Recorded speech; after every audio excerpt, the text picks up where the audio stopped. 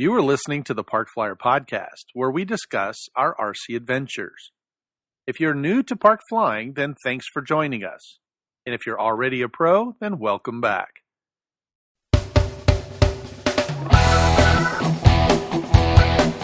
Welcome to the Park Flyer Podcast, where we discuss the ups and downs of the new RC Flyer. Join your hosts, Michael and Jay, as they take flight at the park.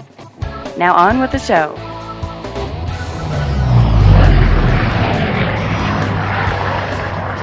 Hello, everybody. Welcome to the Park Flyer Podcast. Thanks for joining us tonight. I'm Michael, and with me always is... Jay from the former AK. You always use that Jay for that. We got to find something better for that, Jay from the former AK. I know, but like I said, now that I'm in Texas, I got nothing rhymes with Jay in Texas. I don't know what to say about that. Yeah, no doubt. So, well, tonight we're going to do a little bit of house cleaning. We had a comment by Doug LeRoy, who is a president out at the Holly Springs Skyhawks Radio Control Group, which is just a little bit south of Raleigh, Durham, North Carolina, excuse me. And shout out to those guys. They are listeners to our podcast. We appreciate their support. And I used to live in Concord, believe it or not, Concord, North Carolina. I lived there for several years before I moved to Phoenix. So I'm kind of a Tar Heel myself in a small sense of the word, probably not as much as they are. But if you're out in the Raleigh-Durham or somewhere around in the North Carolina area there, make sure you give them a call. You can go to hssrcg.org. That's the Holly Springs Skyhawks Radio Control Group.org, and get information from them. Yeah, I was just looking through their stuff, and they have a really nice, well-organized site. Yeah, I liked it. It looks like they have a lot of fun out there.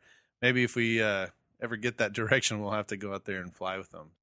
Doug did comment on our FPV episode. He did mention that we had left some things out of our podcast, and we wanted to just kind of clarify that. And we're kind of taking tonight to do that. So we kind of shifted all of our episodes back one, just so that we could jump in front of them and kind of mention Doug's response, and so we can kind of talk a little bit about it. First of all, he brought up a good point that we always are safety guys. We talk about safety in a lot of our podcasts, but we don't really talk about the law or following the law, and we really should. And he brought that to our attention, and we appreciate that from him. And we do suggest that for every area that you're in, that you do follow the law, and that's part of being a responsible RC flyer, especially if you're a new guy and you're coming into this world. Then make sure that you check with your local city ordinances or the parks that you're in and see what you're allowed to fly, what you're not. In our FPV episode, one of the things that he mentioned was the fact that a ham radio license is required for most of the FPV flying. That is true. Yeah, so we failed to mention that earlier. I think there was some assumptions in there. Talking to Peter, he's been doing it a long time, and I don't fly FPV, but I know Jay has dabbled in a little bit with some of the smaller, in the house kind of things. Right. I mainly flew some indoor stuff, and when I was up in Alaska. So if you pretty much, the FCC has a website. It is basically I went onto our website and made sure that we updated that episode. So if you listen to that episode, please go back to our notes, our show notes. It has some good information in there. The ability for you to get a ham radio's license, it's actually not as hard as everybody makes it out, I don't think. Basically, there's several different types of licensing, and I think you're only responsible, correct me if I'm wrong, Jay, but I think you're only responsible for the technical, is that what they call it? The technician license? Yes, I think so. Let's double check. Yeah, I think that's what it is. You can take a 35-question test, and then you can basically get your technician's license, which allows you to fly all of the UHF and the VHF frequencies, which I think pretty much covers all of the FPV, if I'm not mistaken. Right. And another nice thing is that all the questions, or most of the questions, are you can take the whole course online, free online, do practice tests, all that kind of stuff. gear up for the test. And then I do believe you go to a website, and then that website will tell you, the FCC website will tell you a local area within your local area where you can take that particular technical test. And you go in, and I want to say it's like $10 or $15. You go in, you give them your money, take the test, and that's it. And then they send you your license and your call sign. Or I think you pick your call sign. I can't remember how that goes, but and away you go. Basically, the local radio club administer the test. Then they send the results to the FCC, which then issue your amateur radio license. I think there's 3 levels of amateur radio licensings that are issued: the technician license, the general license, and the amateur extra license. The one you need for FPV is basically the technician license. But anyway, we wanted to kind of touch base or at least clarify that. Thanks to Doug for bringing that up to our attention, because we always want to make sure that we steer our newbie guys, or those who are just getting started, in the right direction. And if you're a professional already, then you probably already know it. I did go on to the Ready Made RC website. They do have a question and answer frequently asked questions section, and in there it does say that, typical of every business out there, it's the operator's responsibility to find out the law and to conform to the law. Knowing that most people that sell the products for FPV, unless it has an FCC stamp on the back of it that says that it's okay to use, most of the time they're just selling you something. Right. And that's one of the problems that's kind of spewed up here in the past couple of years, is that like Horizon Hobbies, I want to say, they have a couple of like the Tiny Whoop and a few other little FPV stuff that they're selling and marketing, which you don't have to have a license for. And I believe that's because they're under 25 milliwatts, and anything under, I believe under 25 milliwatts, you can operate without having a license or anything.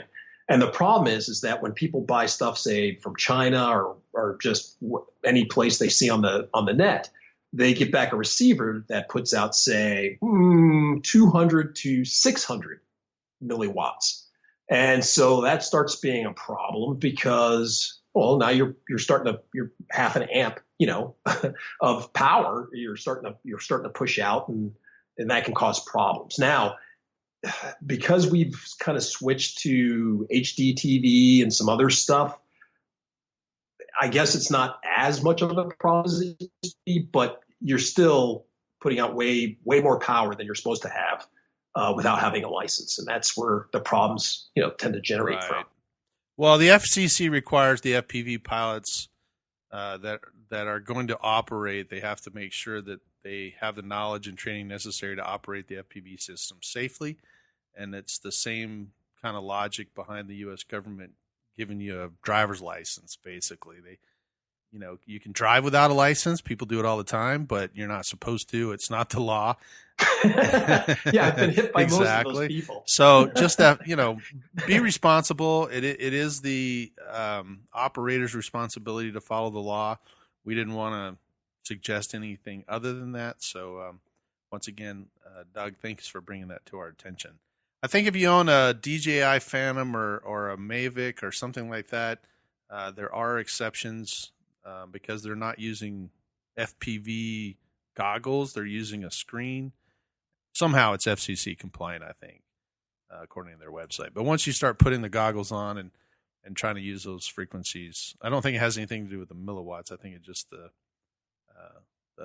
actual FCC declaration of conformity logo that's found on your device. So if you have it, you're good. If not, look into the website. Yeah, I think you can go to the arrl.org, which is the basically the website that you need to get your technician license, and you can research the requirements there. Now, we were talking about FPV and quads, and we mentioned the Mavic, and you actually have some information on Mavic. I know here in Arizona, Tom, one of the guys that flies in our park, he also does some volunteer work. And while they were out doing the volunteer work at one of the parks, guess what they found? Could it be a very highly expensive quadcopter, Michael? It was. It was a DJI Mavic, actually. The Mavic had been found in the park, it's the Pinnacle Peak Park, which is just kind of a hiking area. And they brought it down to the park ranger, which is what Tom volunteers to do. And they put it in the office. It had an FAA number on it, and there was a little bit of damage to it. But somebody obviously had been flying it around. I don't know if they got it out of range or if they were flying it in the park. I know there's some rules that are associated with some of these parks that they are allowed to fly around or not allowed to fly around. But regardless, they found this thing, and Tom was worried about trying to get it back to its rightful owner, because we are talking about, roughly $1,000 plus shipping or whatever for the Mavic, and that's with no upgraded parts or anything. That's just the basic. So let me get this straight. So they found this Mavic that was laying laying around. They took it to the ranger, Rick, and so they looked inside, and there, lo and behold, is the FAA drone registration number. That is correct. Yeah, it was on the outside of it, actually. Okay, on the outside of it. But unfortunately, the guy didn't have his name and address, and basic information on the inside on a sticker as well. He didn't do like the AMA recommends, putting your name on the aircraft. Okay. So offhand, I'd say this still would be pretty easy to return to the guy or whoever lost it. You would think, because right? I've got a number. I can go to the FAA. We all registered. And just FYI, for those of you that follow our podcast, Jay and I both registered our products with the FAA. We both have FAA registered numbers. All my airplanes have the numbers inside them. I actually paid to have stickers made that have my FAA number, name, number, address, and they're stuck on pretty much every airplane inside the canopy. So I put mine on the battery. That way, if it gets lost, nobody knows who your airplane is, but I know who this battery belongs to. Well, I'm hoping they'd be able to figure that out as well. Well, if it was a big enough crash like mine, you mentioned, I think in an earlier part, or it mentioned once before that my battery departed when it touched, when it hit the ground and the battery departed. So now my battery's in one place and my airplane's in another. So. Yeah, it usually turns out that way. It was in a lot of places, Mike. It was in a lot of. I don't think it really mattered to look for your name anywhere. I know. The plane was all over the place. So, So anyway, we go back to this Mavic that Tom found. It has the information that we need, right? The FAA number, and so now we just have to get in touch with the FAA and find who the owner is. And I'm sure on their website they must have somewhere you just type the number in and you put your information in and press a button and click. Like 20 minutes later, no. you get a phone call from the guy, right? No. Oh. Yes, really? And you're being a little coy because I know that you've you're trying to bait me, but I'm not taking the bait. So the FAA, basically their website to register it is just that. It's a registration, basically a database. However, as park flyers or RC guys, we can't access that database. I can't go in there and type in the information and find out who this quad belongs to. All right. Well, I could kind of see that, right? You just don't want people randomly typing your name or typing numbers in and, getting your information and doing nefarious acts, right? Because if I could type your name in or your number in or something and get your name and number together, I could write it in all my aircrafts and go crashing it into all the nuclear power plants and World Trade Centers and whatever else I want to in the country. And they're looking for you, not me. Right? Well, that's true. But the FAA does release information on airmen, because I guarantee if you knew information about me, you could go on the website and find out, all my real flying experience. Right. Now you're talking about real aircraft now. That's correct. Okay. So they have that information. Our listeners. No, but they have that information available that any Joe Schmo out there can go look. They actually sent me a letter just recently that says they're going to release even more than that: names, address, phone numbers. That's a little ridiculous. That seems a little much, but I mean the idea behind it makes sense, right? If I'm Farmer Brown and I say, "Hey, this feller in this 300 extra or something it was flying really low over my cow Betsy, and she got excited when he was buzzing her. But I got his tail number, and he's able to report your tail number. That's the whole reason, behind the end numbers, right? Or along that lines, that you're able to, you see something or something happens, or I'm in the woods and I see the end number and I call into, that there's been a crash and this is the end number.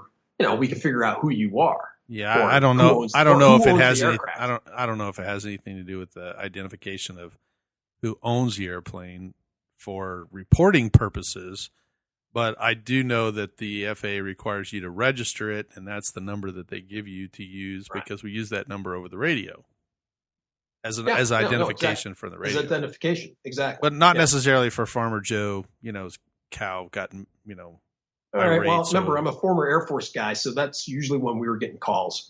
Right. I understand that. Except for 300 extra was a B-1 bomber that was knocking cows down. So, Yeah, my cow got knocked over by a B-1 or a B-2 or whatever was flying low. Oh, yeah. Exactly. So, in case you're wondering, trying to follow along here, we've lost this Mavic, and Tom was nice enough to kind of send an email to all of us in the group and say, hey, how do we go about getting this back to its owner? And Jay, being the industrious guy he is, says, oh, well, you just have to jump on the FAA website and look it up. And I think he, rather than telling everybody what to do, he decided to follow his own advice, and you jumped on there and started looking around, and eventually wound up actually sending an email on our behalf. Well, no. I tried to call before I sent an email. Oh, I got it. I went to their 1-800 number and I called their 1-800 number. And of course I went to 15 different places and there's like 8 different choices. Every time you get to a point, there's 8 different choices every single time. And you have to sit there and listen to all 8, before you can decide. And of course the one you want is like number 8. So that's the way it works. So I go through that a couple of times and I finally go, well, none of the choices were exactly what I needed. So I was like the other, or if you have any other things, please stay on the line. So I get through all of that. And then they go, well, all our operators are busy.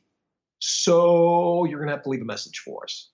So I left a message, name, number, a brief description of what the situation was. Gave them my email as well. And lo and behold, I figured, well, I won't hear from a week. But actually, they got back to me the very next day, which I was quite surprised. Government worker, get back. They actually got hold of me the next day. The only problem was I wasn't really excited about their response, Michael. Yeah, the response. It was very lacking. You forwarded it to me. I don't know if I like the response either, but it sounded a little bit of a cop out to me. But maybe that's their policy.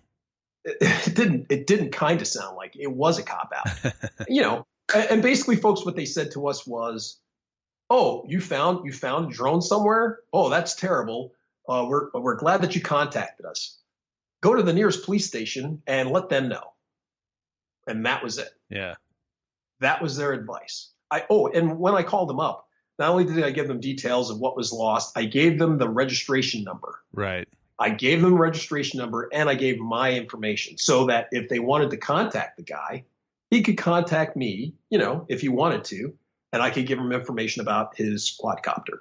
But that didn't happen. That's what I thought was going to happen, but that didn't happen. They just said, oh, go to the police station and let them know and let them handle it. Yeah, turn it in, I think is what they said, right? They said turn it in. Yeah, go turn it into the police station.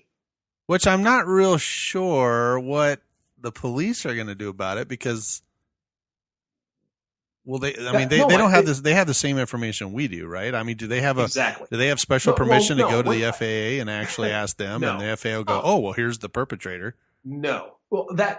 Yes. If once again, if he had crashed that on the White House lawn, I'm sure that's what would happen. But in this case, to me, that's why it was such a cop out because they were, if I was to lose something, well, where do I go? The police station. Hey, I lost my cow Betsy. I don't know where she is. And I go to the cops and I say, hey, I lost my cow. But in this, instance, the guy, he's flying at the park.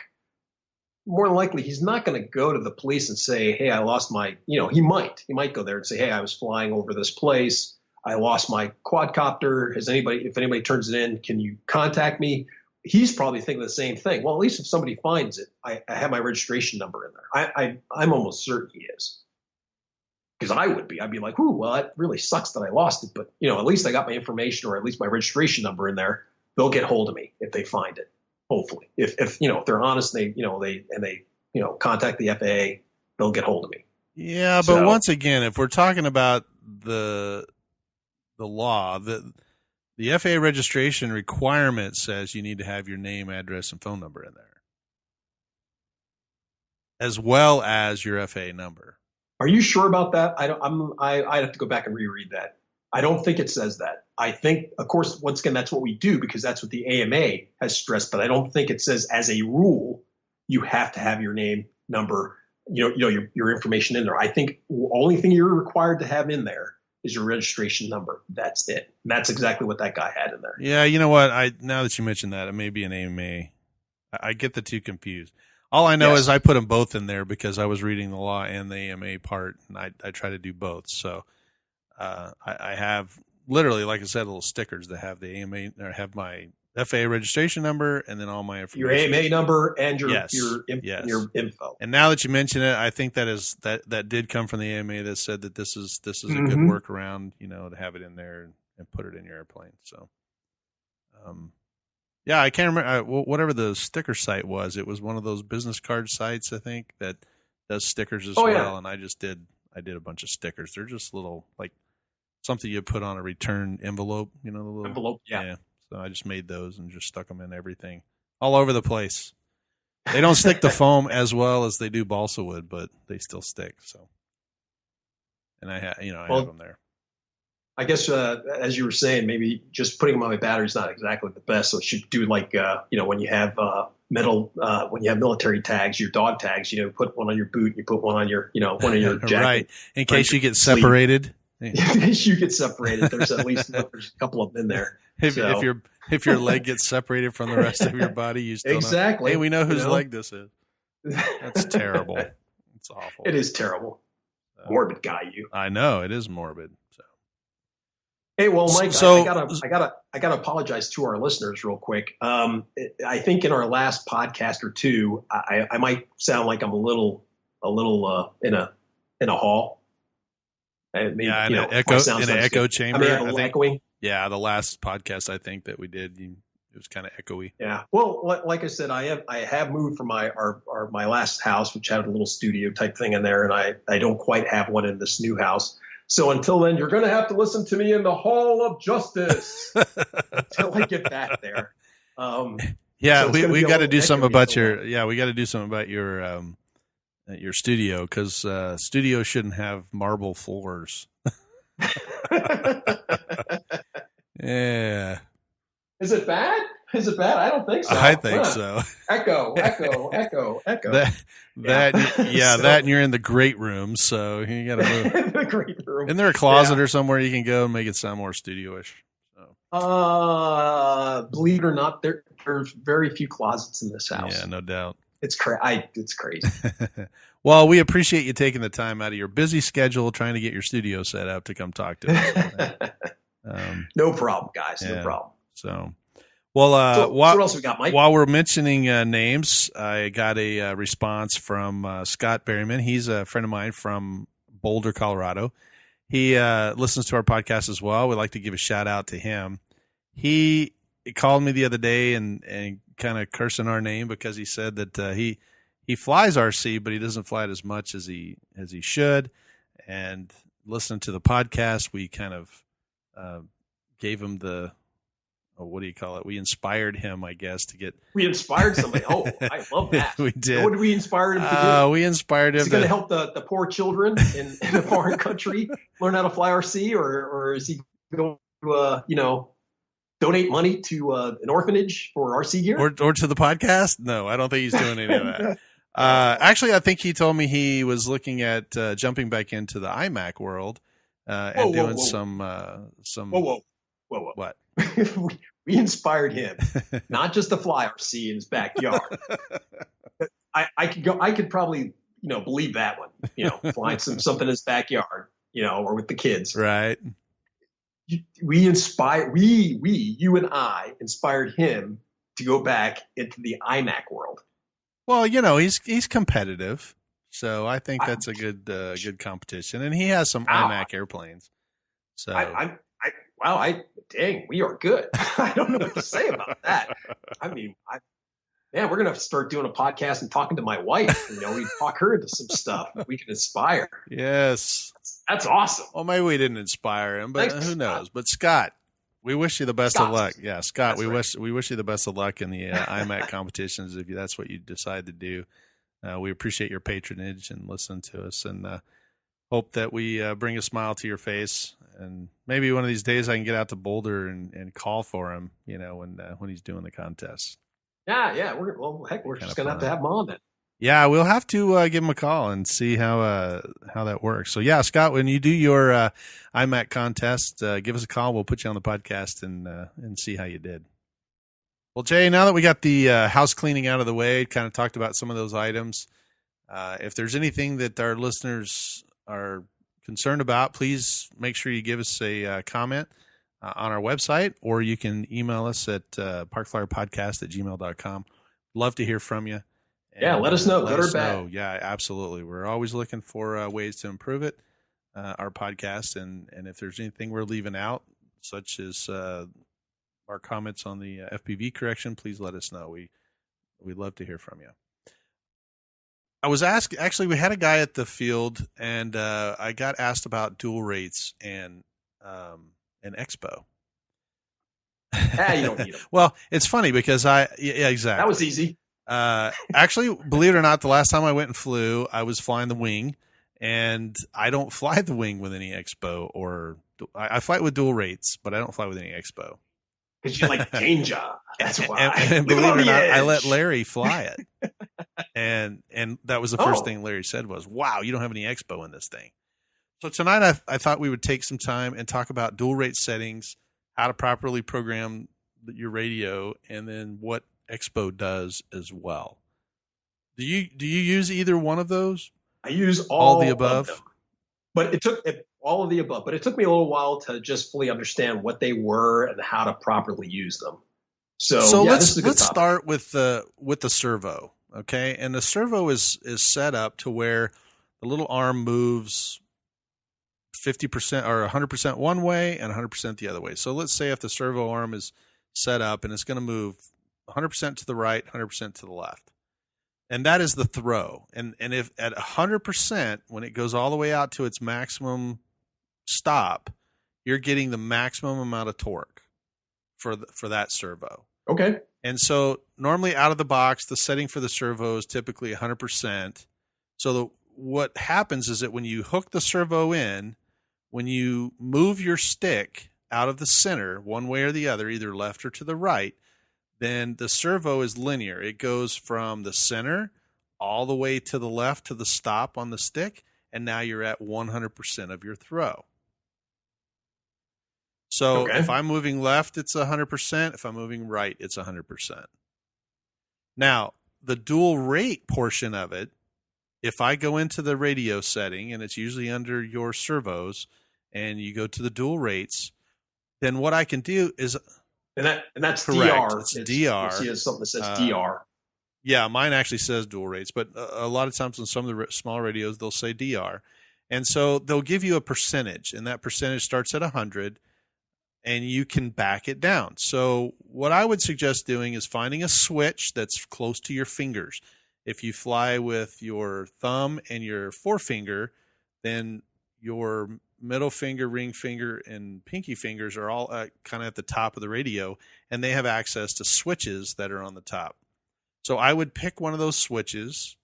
I normally associate it with the throttle, right? So if I'm moving the throttle, or some guys associate it with ailerons and elevators because they're moving over there.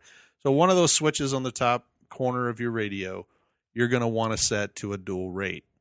Now, I'm not sure how you do yours. I put all my dual rates on one particular switch.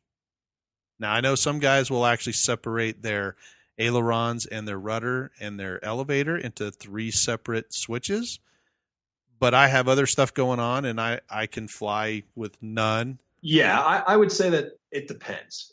I know that's people hate that answer. It depends. What does it depend on? It depends on what type of plane you're flying. It depends on how many. Just like you said, if it's just a simple 4-channel radio, yeah, then you can have it just on one switch, or you can separate them all out depending on how sensitive the plane is or what it's supposed to do. If you have a plane that has 10 channels on it and is doing 10 different things, well, then maybe you want to just have it on one switch to takeoff and landing. That's all you're using the dual rates for. Right. You know what I mean? Right. So it just depends. That's such a hard question. What do you want to use it for? You may need to have dual rate on your ailerons, typically, but you don't need it so much on your rudder or your elevator type of thing. Or you need it more on your elevator for the pitch, and you don't necessarily need it as much on the rudder. But you can actually put it on all 3 control surfaces. And I usually don't put any dual rates on my rudder. And a lot of guys can get away with that because you need as much. I fly 3D, so I need as much rudder as possible. Right. If I go to dual rates to kind of keep that stability down, I still want 100% of my rudder available. So I usually don't do any dual rates. But let me go back to this throw. So if I take my dual rate percentage and I come off of 100% and I come down to 60%, if I dial if I have a 3-position switch, my first position is on 100. That's a high rate. I have the second position on about 60 or 50%. That's a mid rate. And then I'll back it down to say 35% or 40%, and that's a low rate. So what you're basically doing now is you're taking that stick, and as you go all the way out to the left or to the right of the radio, and you move that stick all the way out to the left, that servo setting is either at 100% throw, or it's at 70% or 60% or 50% in the mid rates, and it's at that 30%. So now the servo won't travel a full 100%. It's only going to travel whatever you've set in there. And that's really what the dual rates are for. Right. And why would you use dual rates? You have a tendency to make the aircraft a little more docile. If you're operating, for me, I'm operating the wing at an incredibly high speed. I don't want a servo throw going 100%. 100%. If I'm at 100 miles an hour, that'll be a very short flight. It can damage the servo because you don't need that much torque at the very end. It could damage the airplane. I've actually seen control surfaces come off the aircraft when people flipped over to a higher rate when they're going too fast. And it also pitches the airplane up at an incredibly fast pitch. Or down, exactly. Depending on where you are in the roll. And therefore, if you have a full control, and I have 45 degrees of throw at 100%, I don't want to be going super fast and then do 45 degrees of throw. Now the ailerons maybe because it'll just roll, but the elevator not so much. And then if you're flying aerobatics like 3D like we do, or you're flying light foamies. Or any of those type airplanes, or jets, or EDFs, then you would want dual rates for the 3D, and you would want the low rates for high speed. Right. In which case, you might even be going to like 120% or 140%, depending on what your radio. That's true. I do have 1 or 2 airplanes that I can bump up the controls to 125%, and I have done that if I needed more ailerons. Most of the time, if I pull up into a hover and the airplane wants to roll to the left and I run out of, travel, I'll bump it up a little bit so that I can keep that travel in there. But basically for a beginner, this is the problem that a lot of beginners have. They have it on 100%. They're not using dual rates at all because they don't understand them. They're the guys who really, really, really need to have dual rates. They need to have it at 50% or lower for their first couple of flights. And then as they get a little bit better or start understanding what's happening with the aircraft or can catch up with the aircraft, then they can start bumping their percentage rate up and start to understand the dual rates and how to use and some of the guys I fly with, they eventually, I think Phil does that. He has high rates when I made in the airplane, and then he has them set 50% of what I fly at, and then I think he has a little less. And when he flies new airplanes, he puts it in a very low, throw setting so that it's a little more controllable. Even if he gets a little aggressive on the sticks, you're only moving the control surface about 20% of its actual travel. And therefore, it has a tendency to be a little more docile and a little more stable in the air. True. But that's not the full story, is it? Yeah, I was going to say, I will tell you, though, that if you have 20% or 30% throw and you get yourself in trouble and you jerk the stick back to try and evade the ground, your airplane's not going to immediately pitch up like it would if you had 100% of the throw. No, it'll make a nice, slow, graceful descent into the ground. Yes. And that's kind of one of the reasons why the low rates are for higher speed, higher rates are for low speed. So if I'm actually coming towards the ground, I would flip to the high rates so that I would have maximum throw to get away from the ground if I had to. But that's just me. Right. Well, you have a little bit more experience. I wouldn't recommend it so much for a beginner because typically go 100% all the time, right? They're constantly banging the sticks off the sides. You have to put bumpers on the sides of the sticks because they're banging them from one side to the other. They're coming in for a landing. You put it back to 100%.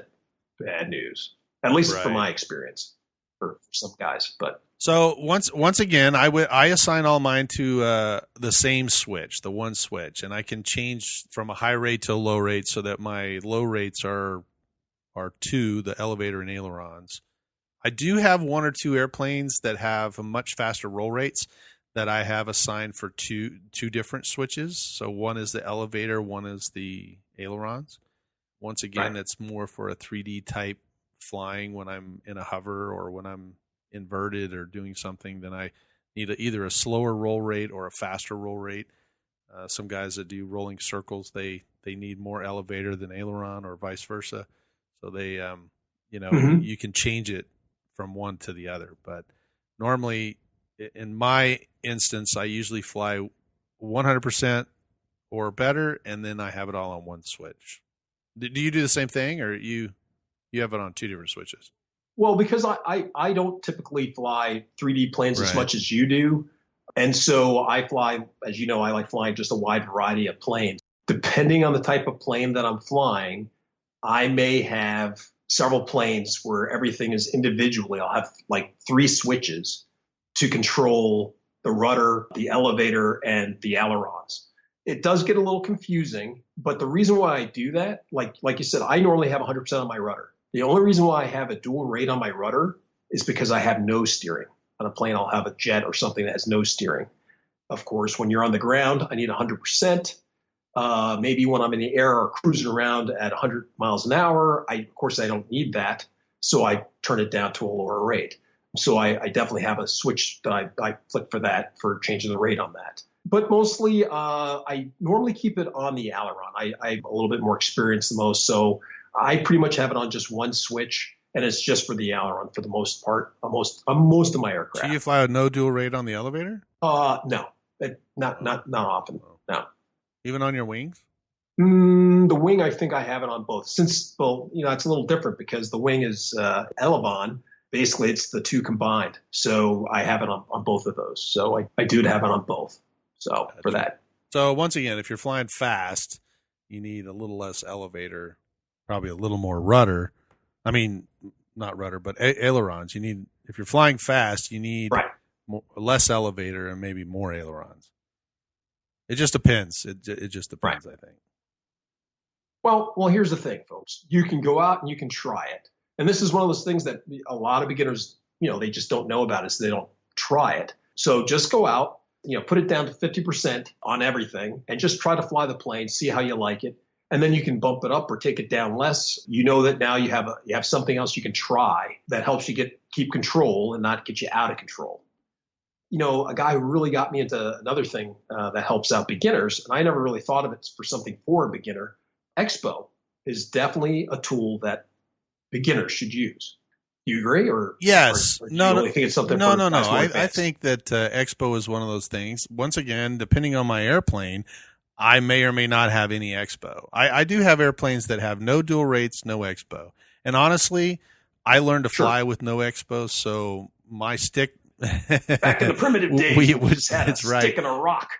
Exactly. And a tube. And we didn't really have a lot of that because that was something that came with digital radios. But the Expo is, and Expo stands for exponential. It's a linear function that basically if you took a line and you just drew like a 45-degree line through your stick, what it does is it calms down. I guess what's the best way to use the best term, I think, is that it compensates the stick movement in relationship to the actual servo and control surface. Right. So let's just say you had an aircraft and you didn't have dual rates in it. So you had 100% on the whole stick, right? As you said, it's linear. So as let's say you jerk the stick to the right, the aircraft is immediately going to react to that input, right? You have the fastest servos on there. It's a tenth of a millisecond, and it's just reacting incredibly fast. As the plane jerks to the right, of course, you jerk it to the left, and you get it oscillating because you're jerking back and forth. The nice part about Expo is it softens the center point of your stick. So as you jerk the stick to the right, well, I like to visualize this. I think of it as a delay. So as you jerk it to the right, it may take, I'm lengthening this out, it may take a couple of milliseconds for it to catch up with you. It's not really, but it just slows down the reaction that you put in by just a little bit or softens it. You don't get that jerkiness. So now where you would normally jerk it back to the left to correct for that, well, now that input that you put in doesn't produce that instant response. It kind of softens it near the center of the stick. You'll still get that 100% out of the stick once you hit the edges of the stick perimeter, at that outer edge. Then you'll get that 100% and the instant responsiveness. But inside the stick, and like I said, with beginners, their fingers are twitching and doing all sorts of things, just putting their fingers on the stick. You get no responses depending on how much Expo you put into the equation. I don't know. Does that kind of make sense or not? Well, it makes sense to me, but I don't know if a new guy would understand that or not. All right. Well, give it a shot, Mr. Instructor. All right. So the stick let's just take the stick and pretend that it's on a graph paper. So if you took the graph paper, each line will call, let's just say, a degree. At 0 degrees is in the center. And if you move the stick 1 degree, 2 degrees, 3 degrees, 4 degrees, let's say that it'll move all the way out to the max of 10 degrees. So when you put Expo into your radio, what you're doing is you're splitting that 1-for-1 movement of the servo and the stick, and you're cutting it down or increasing it. So now if I put, let's say, 20% Expo, that means for every 1 degree my stick moves, my servo only moves a half a degree. So now if I move it 2 degrees, it moves 1 degree. If I move it 4 degrees, it moves 2 degrees. As I go further out towards the 10 degrees or my stick all the way to the max, now my exponential is catching up. So that eventually when I get to the farthest extension of the stick, now my servo is at its max.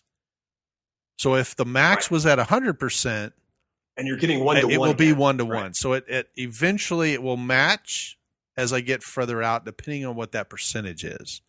Yes, either way that you explain it or that you understand it will work, but that's in effect what you're doing.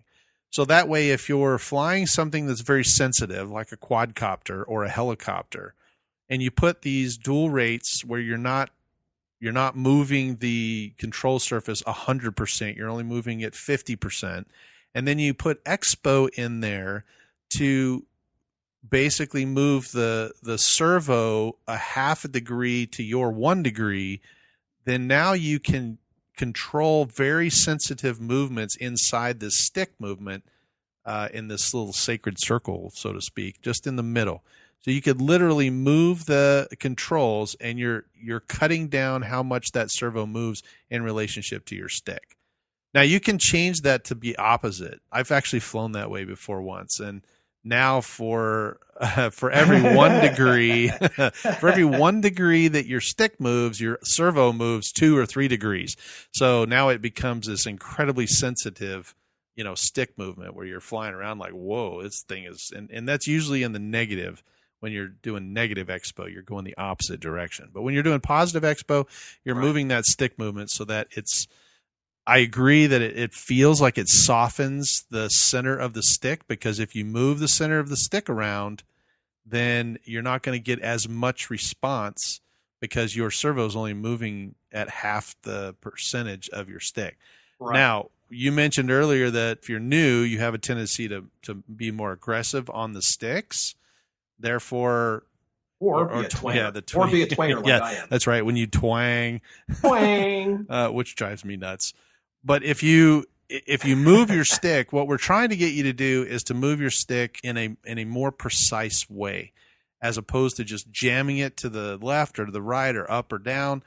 Because once you pull it back and you reach that full stop, you're at that 100% again. So we're trying to get you off of that stop and get you somewhere in the middle, to where when you start applying the stick, let's just say you're pulling the elevator back. When you pull the stick back, you're moving that servo 3 or 4 degrees, half of the stick. So you're softening it up, and you have a tendency to try and stay in the middle, because now the airplane doesn't seem as jerky or twitchy or super sensitive.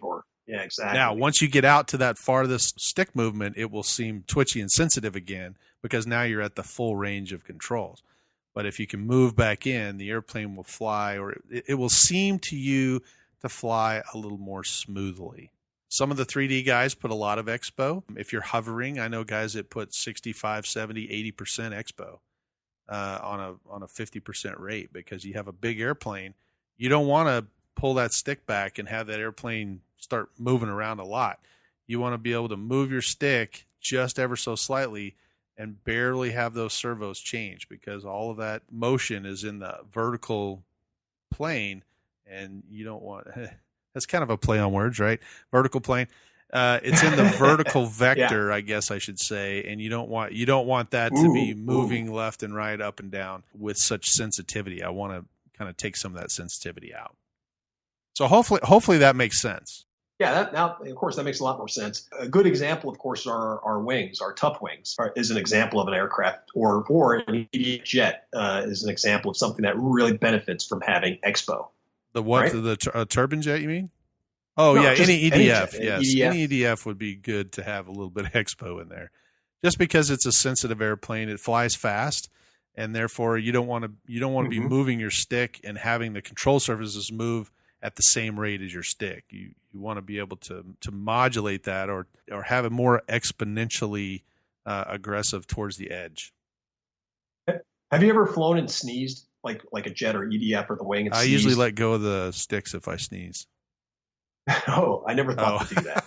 So well, okay. So hey, you learned something new tonight too. Look at that. So it helps to have expo, and I'll just say that it helps to have expo in your aircraft, and it's quite remarkable what happens when you don't have it and you sneeze and you're holding on to the sticks. The plane tends to jump. Okay, so folks, if you feel a sneeze coming on, just lift your fingers off of the sticks. That's easy to do. Well, that's a good safety hint. I guess we should put that in the remarks or the back of the safety somewhere. Well, this brings up a good point, though, because I'm a thumb flyer. And I'm a pincher. Yeah, so I can understand. If you had your forefinger and thumb on the stick and you sneezed, I could understand how you would tense up, and letting go of it would be kind of strange. But I actually fly with the tips of my thumbs, and so if I feel like I'm going to sneeze, I just lift my thumb a little bit above the stick, and it doesn't seem to make that big of a difference to me, so... But it's good. I'll remember that next time. I'll try to sneeze with my fingers on it and see what happens. I'm going to get a phone call. I crashed my plane. You dork. I sneezed. I didn't take my thumbs off. I listened to you, thought I tried to experiment. Well, oh, man.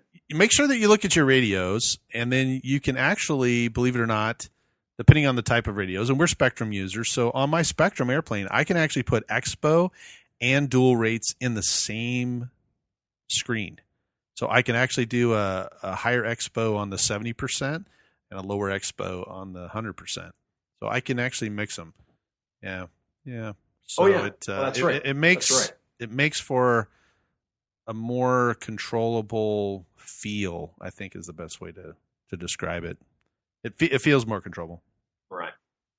And once again, I know we keep harping on flight simulators, but you can try this stuff out in the flight sim as well if you want to get an idea of how Expo works. I mean, I know we tried to explain it to you, and we're giving you all these weird explanations, but go on the flight sim, dial in 100%. Nothing on it, try to fly something, then go back and just put in like 80% Expo or, just really make it exaggerated numbers. And then you can actually really feel the difference it makes when you try to fly that aircraft. Right. So that would be my suggestion, just to get an idea of how this stuff works. And on some radios, I know, I don't know how yours is, but on my radio, I can actually see that Expo line. It actually draws a curve.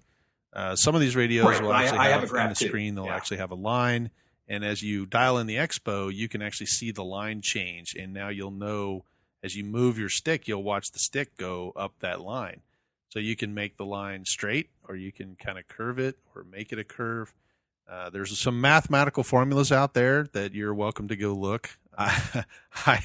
I'm not. Math. Yes, this is not a mathematics podcast, but if you had to go look, it's some algebraic expressions that will give you the lines and the linear, maths behind it. So it's an XY graph, and one's on the X, one's on the Y, and how they change. But they're all over the web. You can kind of go if you're into the math side of it and look at it and see what all the the mathematics behind it are. I'm just not. Sounds like AK Mike. Yes, sounds like a good job for Mike to figure it all out. So, I think if you wanted the exponential function on the form, it's y equals e power times x or something or not. It makes me sound smart anyway. It makes me sound really smart. Trying. Oh my gosh.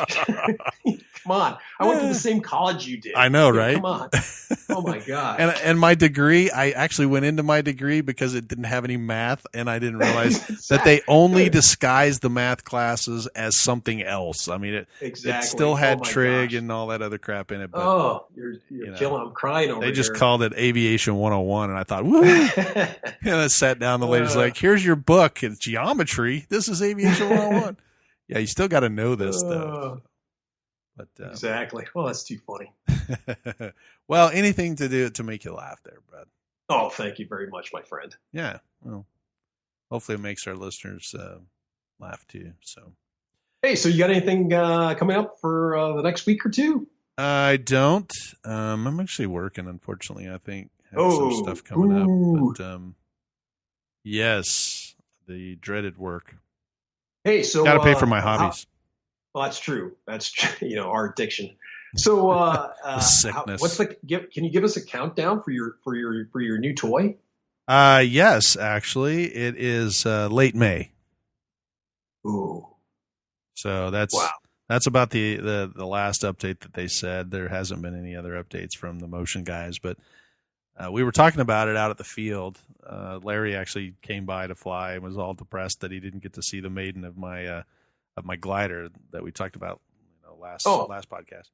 Yeah. But he actually was excited that I got this thing. So he's like, "Can you fly it out here in the park?" And I told him, I was like, "I can try." He goes, "Well, you can't fly it here because it's on grass." And I go, but they put trailing link gear and they did all this work and they were landing it. And so I shot him a couple of videos for him to watch. So I don't know if he's interested in one too, but he's, definitely So are you going to run up to your park and with like orange paint and paint all the because your park and the sprinklers, not you, sprinkler heads, the two have not mixed. I mean, it has done in more of your aircraft. I know, right?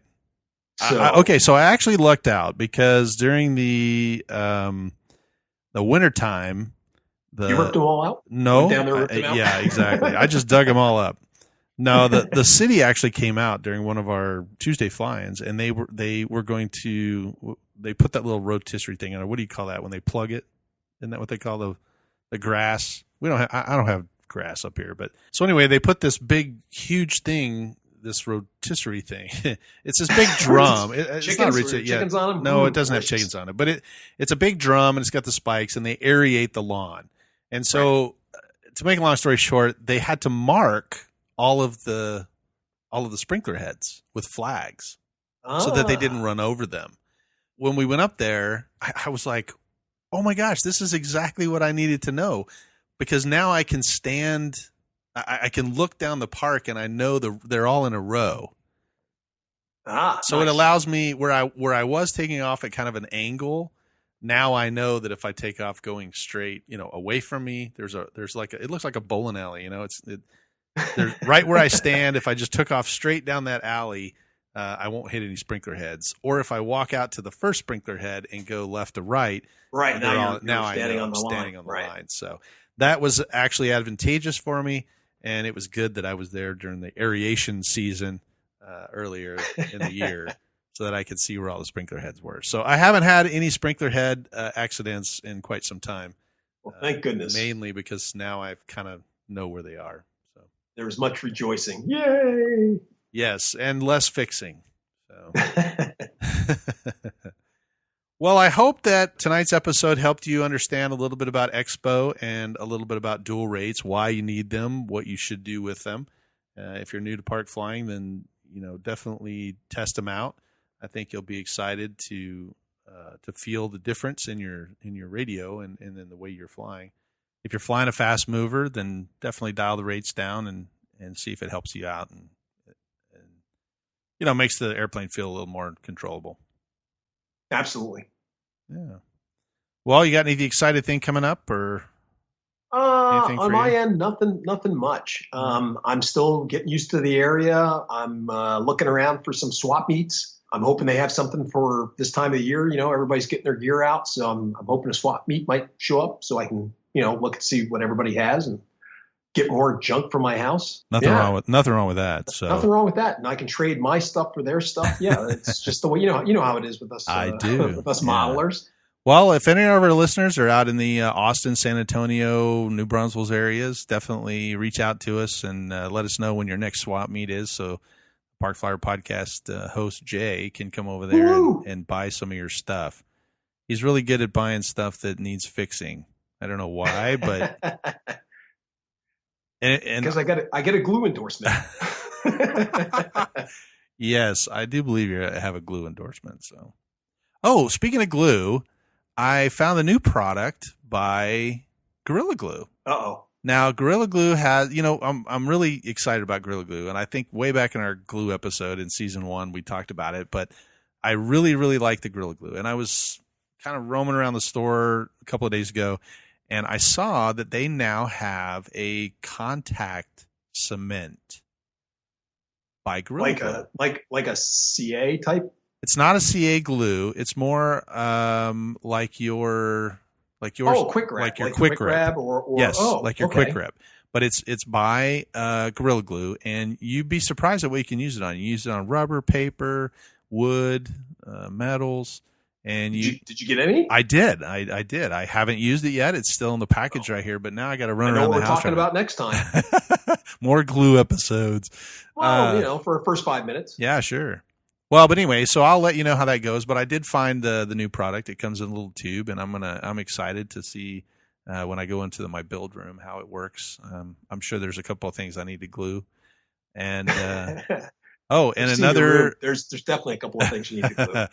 And I was going to tell you too an update on our spring cleaning episode that came out just a couple of weeks ago. I took my own advice. I took a new airplane out to the park. It's not a new, but it's one of the ones that I have, the Foam Tana. It's an LUM product, Lee Erlinger models. I haven't flown it in a long time. I mean, almost well over a year.